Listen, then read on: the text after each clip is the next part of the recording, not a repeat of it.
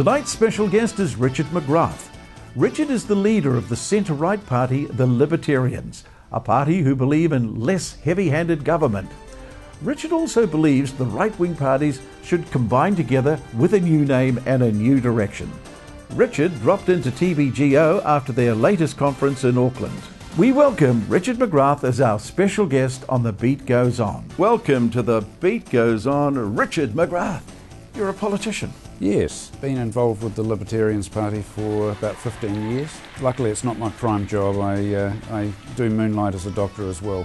What about your baby boomer status? How old are you there, Richard? I think I'm right at the end of the baby boomer block, What born year? in 1961. You're a baby boomer, according to the Americans. Now, whereabouts are you from in New Zealand, Richard?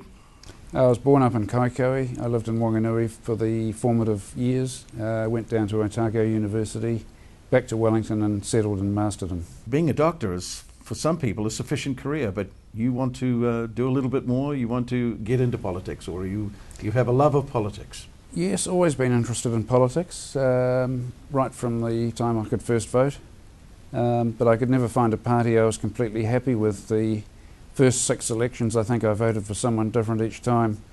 Then the Libertarianz party came along in the late 90s and I thought, I think this one suits me, I'll stay here. Most of us go about our lives, never think about trying to change what happens in a country. We just accept that, that's it. You vote National, you vote Labour, and then there's fringe parties, etc., etc. But some people, and that's yourself, you look around you and you go, it could be better, or it should be done this way, or where does that come from? The first question is, why bother? Yeah, I think most people who go into politics have that desire to change the world for the better. Some of them get seduced along the way once they get into the corridors of power with the various perks, but I think everyone starts off with a mission and some goals and some principles by which they try and match their politics. I'd like to think that one day someone from our party could get elected into Parliament, even if that wasn't me. For our viewers, Richard, a little bit about libertarianism. It's a big word with a fairly simple meaning. It's the belief that society can work just as well, if not better, when interaction is voluntary, when things are done by voluntary consent rather than by force. We believe a society where people are free to make their own decisions and take the consequences of those decisions is a better one. We're often seen on the right, but that's because a lot of our policies are pro-free market. In fact, we're on a different continuum as we would see it, more a freedom one versus at the other end an authoritarian big government one. So we're into smaller government and more individual freedom, personal responsibility. Sitting here talking to you today, and I go about my business, I don't feel as though I don't have freedoms. What freedoms are you talking about, Richard? Well, firstly, it has to be admitted that New Zealand is probably one of the freest countries on earth. But there are some acts of parliament. If they were abolished, it would make a profound change on our society.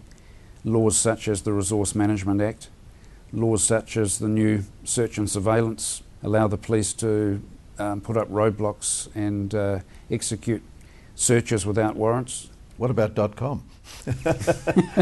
I guess that's work in progress. There are so many issues there, but certainly the GCSB, whether or not he's guilty of any crimes, I think the fact that surveillance went on is a serious question in its own right. Now, all this is happening, Richard, and part of your annual chores or duties as a party called the Libertarianz is to have an annual conference in Auckland, and that's the reason you're in here, the studio tonight.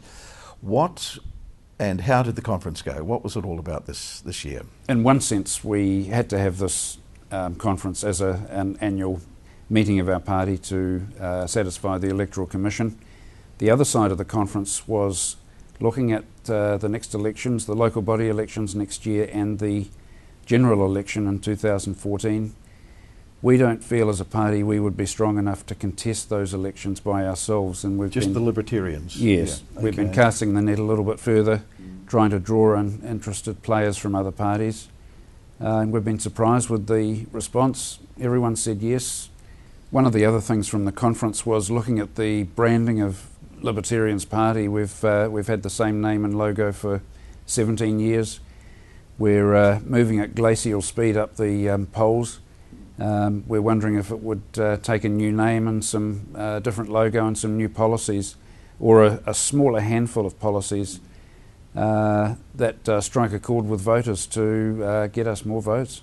Any good suggestions so far, Richard? Got a couple. The Liberty Party, at least people will be able to spell that and pronounce it. Libertarian seems to be difficult for a lot of people. You talk about freedom, about giving individuals freedom to go about their...